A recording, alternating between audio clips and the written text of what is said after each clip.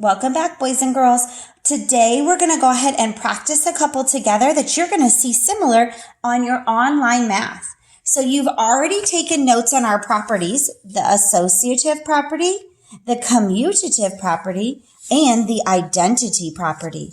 You're going to want to keep these notes right by you today as you complete the work in our book together and the work on the Envision Online, which is our Savvas program. All right, so let's go ahead and look. You should be on page 291, and we are in volume 2. So at the bottom, it should say Topic 8, Lesson 8.1. If it does not say that, you are in volume 1. Make sure you're in volume 2 of our big math book. And make sure you're on page 291. Again, if you need to pause at any time during this lesson so that you can catch up, just press pause, catch up, and then hit play again. It's no big deal. All right, so the first thing we're going to do today is it wants us to identify each property. So we're going to start right here in the middle on number 8. And I look and I see on this side there are two addends, 19 plus 13. I see my equals, and I see 13 plus 19. So I noticed that they just changed the order of our addends, which is like going back and forth. So when I go to my notes, I see right here that the commutative property means to go back and forth. And I have my example that's similar. So this property must be the commutative property.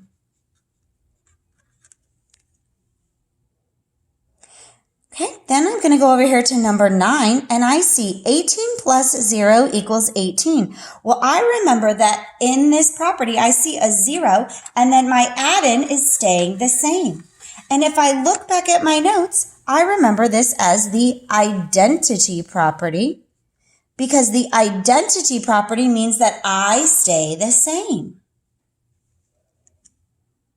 And the last one we're going to look at as an example is number 10. So over here, I see 16 plus, and then in parentheses, I see 14 plus 13. I already have a clue because I'm seeing those parentheses. On the other side, I see the same three add-ins, but now I see that 16 and 14 are in parentheses instead. I remember this as that grouping or hugging property, and so I'm going to write that this is the associative property.